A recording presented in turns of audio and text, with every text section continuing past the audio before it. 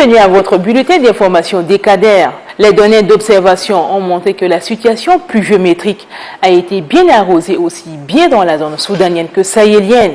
Des précipitations supérieures à 60 mm ont été enregistrées dans plusieurs localités de la zone soudanienne que sahélienne. Ainsi, 127,7 mm en 6 jours à Moundou, 98,8 mm en 7 jours à Amtiman, 72,2 mm en 4 jours à Laï, 82,3 mm en 7 jours à Kélo, 78,3 mm en 6 jours à Melfi, 77,0 mm en 2 jours à Liwa, 130,8 mm en 6 jours à Kiabé, 93,4 mm en 6 jours à Béboro et 141,7 mm en 4 jours à Bessada.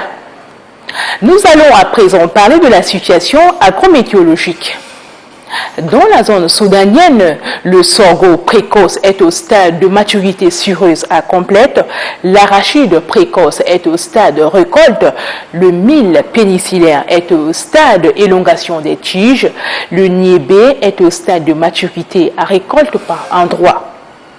Dans la région du lac, le mil issu de dernier sémi est au stade épiaison à floraison, alors que celui issu du premier sémi est au stade de maturité pâteuse à complète avec récolte par endroit. Le maïs est au stade de maturité laiteuse à pâteuse.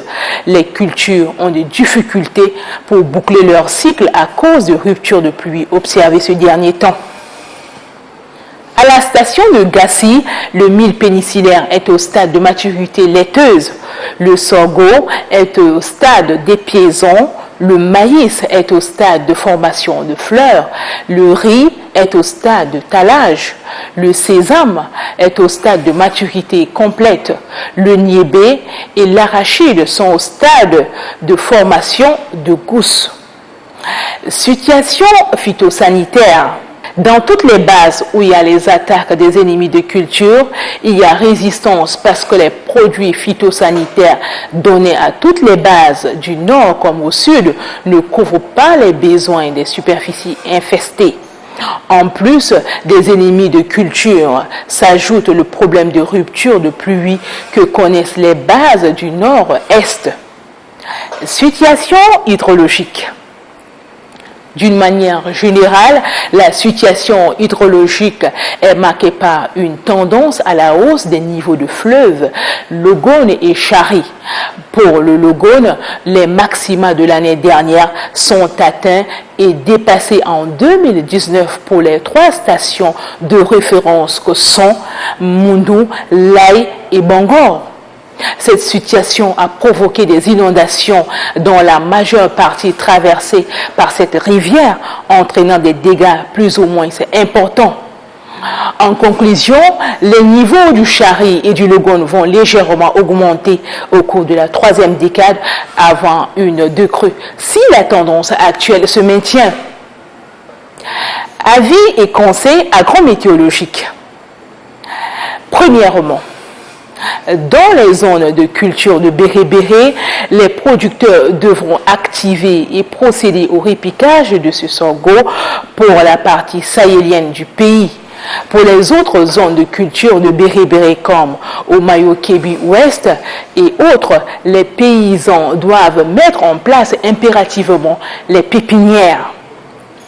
Deuxièmement, dans les zones où les cultures de mil et sorgho sont au stade d'épiaison à floraison, il est conseillé aux producteurs de surveiller l'apparition des charbons sur les plantes.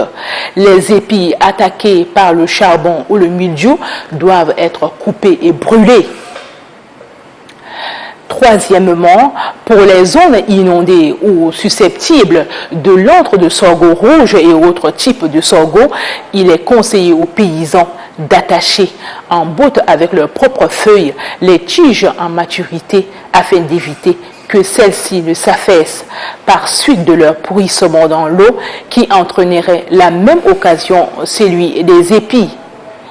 Et quatrièmement, enfin, il est recommandé aux éleveurs et agro-éleveurs de procéder à la coupe et la conservation des foins.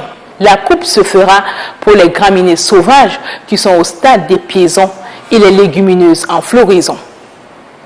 Amis téléspectateurs, merci de votre aimable attention. Je vous retrouve au prochain bulletin des Cadres. Au revoir.